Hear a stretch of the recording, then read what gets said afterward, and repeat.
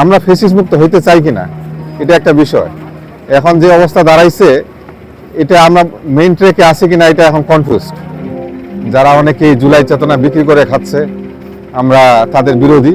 তাদের পরিবারের দায়িত্ব নেওয়া উচিত এই সরকারের, এবং তাদের যে সেই হত্যারও বিচারের তদন্ত হওয়া উচিত বলে আমি মনে করি। কোনোটার সাথে কোনোটা তুলনা করা যায় না। 1971 হচ্ছে 1971-এর জায়গায় থাকবে, 2024 2024-এর জায়গায় থাকবে। গত যে জুলাই আন্দোলন ছিল সেটার আমি নিজে একজন সক্রিয় সদস্য ছিলাম। বিভিন্ন আন্দোলনের আমি অংশগ্রহণ করছি সরাসরি।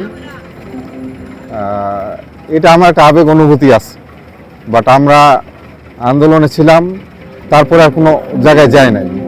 যারা অনেকেই জুলাই চেতনা বিক্রি করে খাচ্ছে আমরা তাদের বিরোধী বলতে বোঝাচ্ছি যে এটা করা যাবে না। 71-এর চেতনা একদল বিক্রি করছে, এই আবার একই জিনিস পুনরাবৃত্তি যাতে না হয়। আসলে কি ফ্যাসিস্ট মুক্ত হয়েছে কিনা দেশ?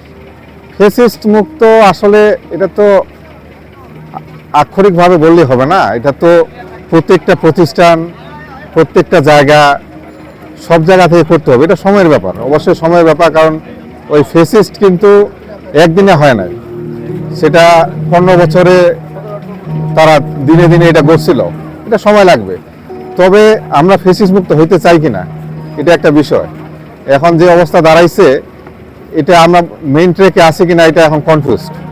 প্রথম যেটা বললেন যে চিকিৎসার দাবিতে বা তাদের পুনর্বাসনের দাবিতে আজকের এই আয়োজন, এটার সাথে আমি একমত না। কারণ এটা কর্তৃপক্ষ তো সরকারই তো এটা আয়োজক, সরকারই এগুলো করবে।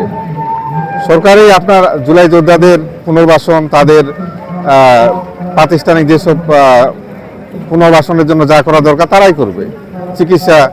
আর এটা নিয়ে এখনো হয় নাই বা কথা হচ্ছে, এটা তো আমাদের জন্য লজ্জার।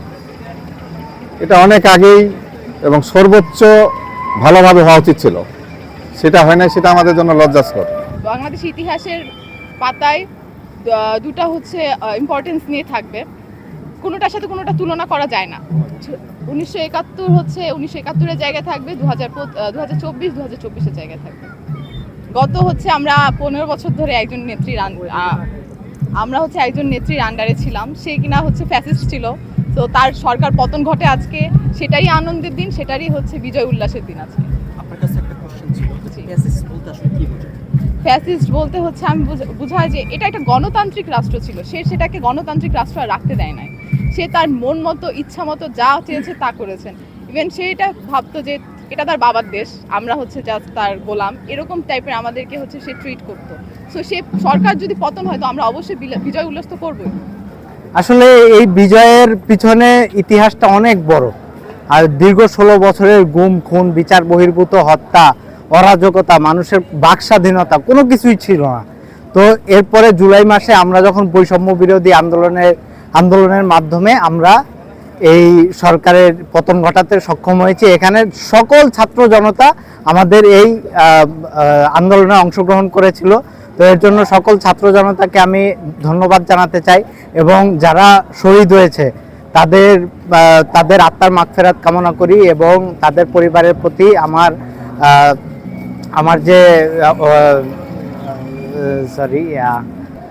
2025 এখন আমাদের যে রকম আশা ছিল সেই আশা পরিপূর্ণ হয়নি অবশ্যই। মানে বিচারের ক্ষেত্রে বিচারের ধীর গতি এবং বাংলাদেশে এখনো মানে পরিপূর্ণ আমরা যেভাবে চেয়েছিলাম সেভাবে হয়নি।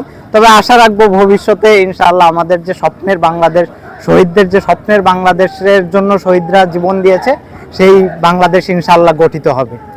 মুক্ত তো অবশ্যই, কিন্তু একটা বিপ্লবের পরে অবশ্যই এখানে কিছু অনাকাঙ্ক্ষিত ঘটনা ঘটবে, তার অবশ্যই বিচার দাবি করি।